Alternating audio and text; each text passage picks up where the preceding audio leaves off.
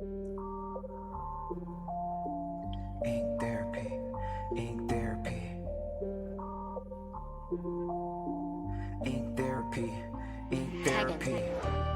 We are here with the therapy session with the special guest, Don Nosti. What's good, my guy? Going on, sir? Yay. All right. We done made it happen, bro. Appreciate you for coming. Yeah, I appreciate you inviting me, man. I really appreciate it for sure. Yeah. Yeah. Man, your work is amazing. Thank you. You're a graphic designer, tattoo artist. What inspired all of that? Oh, all honesty, ever since I could pick up a pencil, it's been something that intrigued me, Yeah. and I always kind of drew from my mind and from my heart. One of my first drawings was Power Rangers, Oh, for real? like 4 or 5 years old. Drew it from memory. I Oh, wow. still have it at the house. And that's kind of what sparked it. From there, it carried on with like Dragon Ball Z and, Right. anime and spun off into a whole nother thing. So Uh, yeah, that's where it came from. So wow. Yeah, man.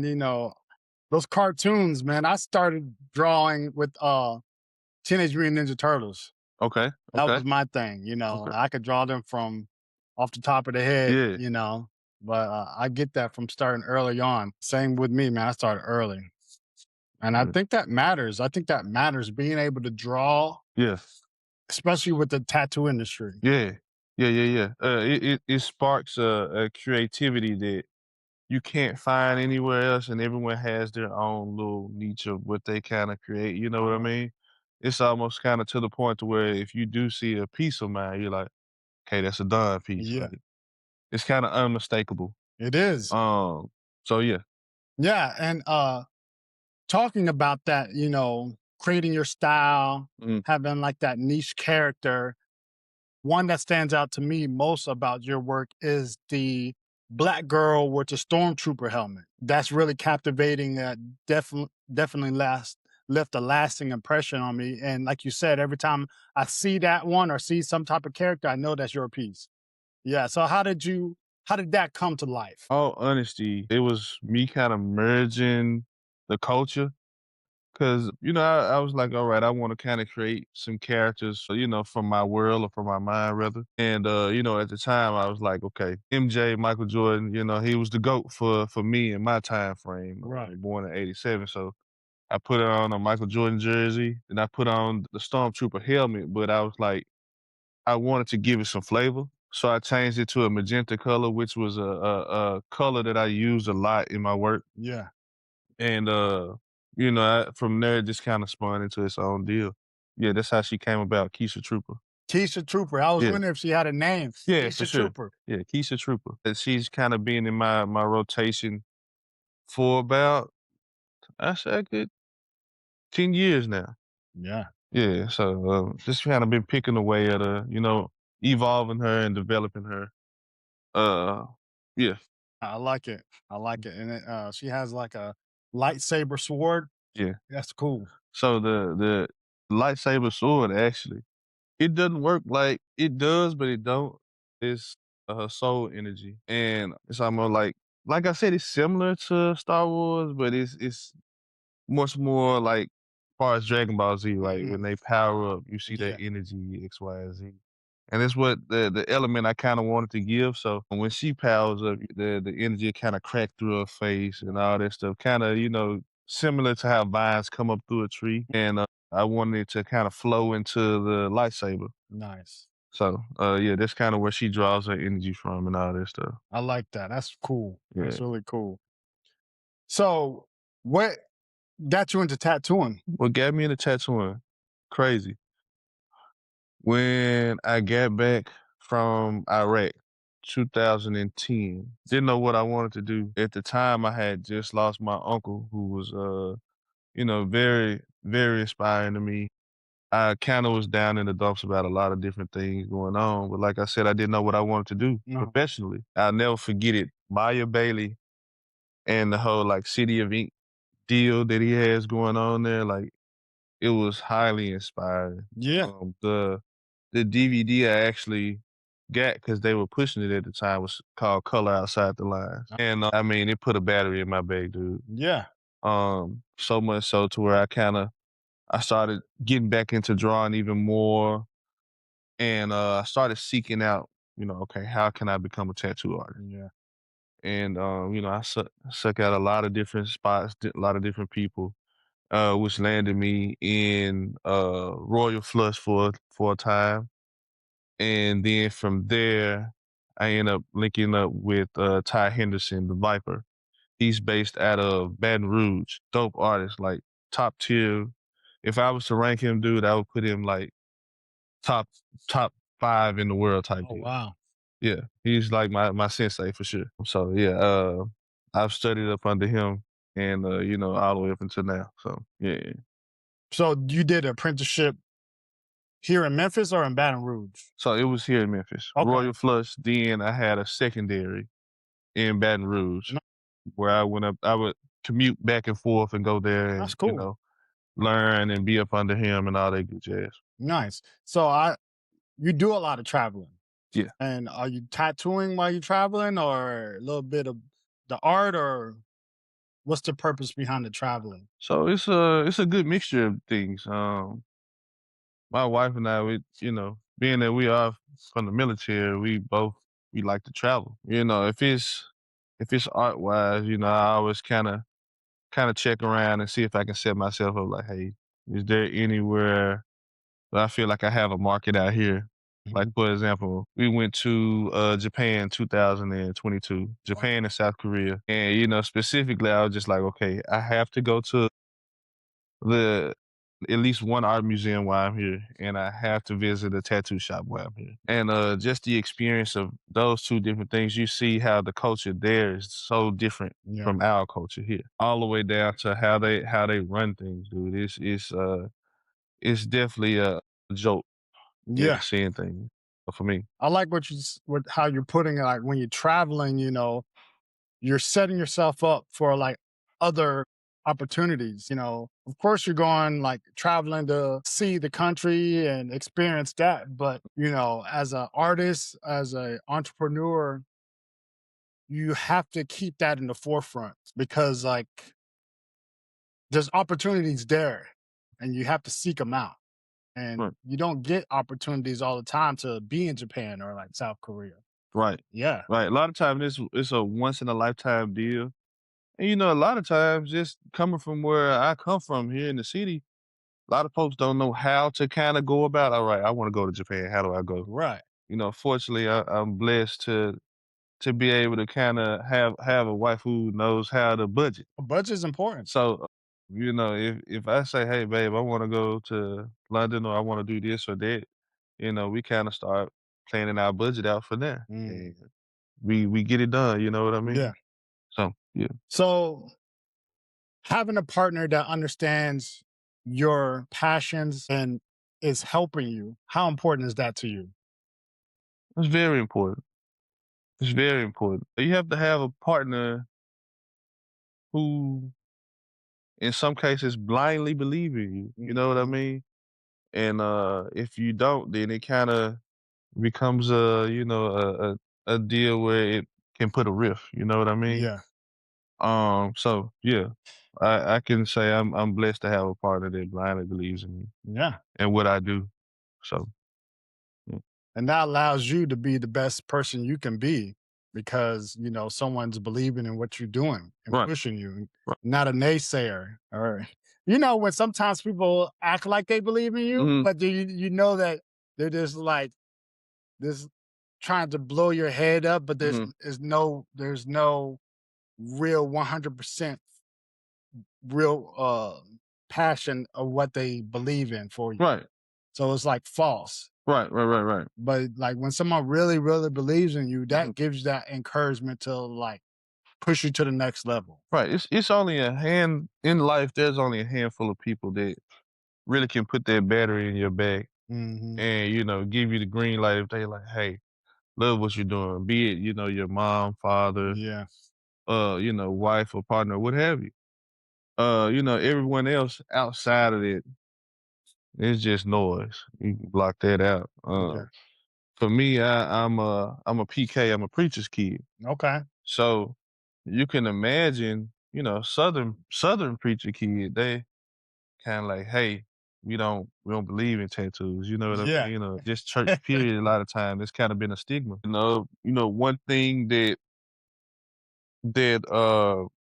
made me feel tremendously blessed and put a battery in my back is that my dad contacted me one morning. He was like, "Hey, son, whatever you're doing, tattooing, art, I'm behind you 100%, and I'm here to tell you, hey, keep going." I love that, man. That's So important. that right there, it gave me the propulsion. I feel like I can conquer the world behind that. That genuine support. Yeah, for sure. Uh, we have a lot of similarities. My father is a pastor.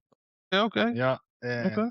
yeah, like the no tattoos was a thing for a while. Oh yeah, Yeah, it was a thing for a while. He still questions me to this day, like, am I gonna stop getting tattooed? Because he's like at some point it's like, don't you got enough? I'm like, no, I don't got enough. listen, I trip you out, dude.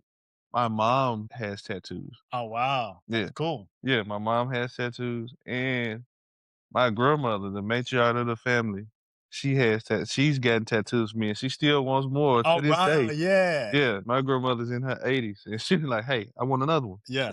now." So, you know, That's cool. yeah, it's for That's sure cool. cool. Like that type of love and support, you can't find it nowhere else, man. No, you cannot. Yeah. Yep. It was my father was on the fence when I opened the shop because I was doing pipe fitting, I was welding, I had a good career, and I was tattooing at the same time. And I was like, I'm going to quit welding and I'm gonna open up my own shop. And there was a lot of overhead. And he was just genuinely concerned. He was like, "You have a career." Mm. And I was like, "I'm gonna take that leap, take that leap." And now, the Yeah, yeah. shop's doing good. Everything's doing good. And Mhm. like how you were saying, your father was like, "Okay, I support you. I Yeah, see it. I see yeah. the vision now." Yeah. That's all that, like I said, that's all that matters. But sometimes, especially when you come from that traditional path, it's questionable hmm because it's like, hey, is there money in this? Right. Even in the art world, like I said, I'm from South Memphis. So I went to Alton, Longview, Southside High. Uh-huh. And I at the time I didn't really know that you can make money as an artist, as a Right. visual artist. hmm Nobody told me that, until I ran into a few teachers, down the line that told me, hey, look, keep doing what you're doing. You can make money doing this. Yeah. And that's where I was like, okay, let me continue to push on this dream of mine. So yeah. It takes people like those genuine supporters, and also, seeing it, like you were saying, you was inspired by like Maya Bailey, Mm, and there's other artists out there that are like really pushing the boundaries with art. And to see it actually, like these people are successful, then that allows you to kind of be like, well, if they did it, I can do it yeah, too. So, being an artist is not easy. There always going to be that level where it's like you're that starving artist. yeah, There's always going to be some of that to a capacity. With anything, you have to be consistent. yeah, yeah, for sure. The consistency helps get you over those humps that you feel like, oh, kind of, I need to get some traction here. You know what I Right. mean? And even now with social media, you have to do like we're doing now. Get in front of the camera. People want to know who's going to be tattooing them. Who you Mhm. are. What's your vibe and all that good jazz. So Yeah. it comes with it. Once you're able to kind of lock in on that part, which has kind of been a thing for me, because I'm like, I've been used to just like, hey, let me draw and post Right. my work and this, then the third, and let it do what it do.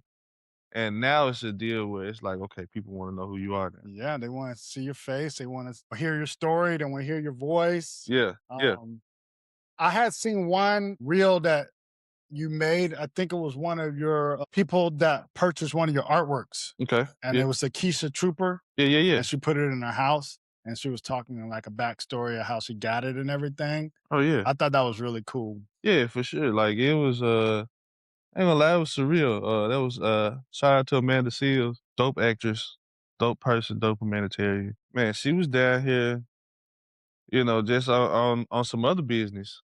And a friend of mine, Prep Curry, dope. He's a dope artist as well. He's in the clothing business. So he's worked with many different companies, but he brought her in, and it was one of those things where she came straight in and she beeline straight to my picture and was like, "Hey, I want this." Yeah. And it was kind of surreal for me because I don't know if you've seen the show My Brother and Me from back in the 90s. I haven't seen that show. So she was on that show Oh, and, wow. as well as Insecure and all that stuff. So I was Okay. like, So oh she's wow. a famous actress. Yeah, Wow. yeah. She's a big name, dude. Yeah. And for me, they was like, "Hey, we got somebody want to buy your picture." And I'm like, okay. They kind of move out the way in the crowd, and she's standing right there, like, "Hey, so tell me about your work." I'm like, "Oh Yeah. wow." That's For a moment, awesome. I was kind of paused out. Then I was like, "All right, let me." She's a known person to Yeah. me, but Yeah.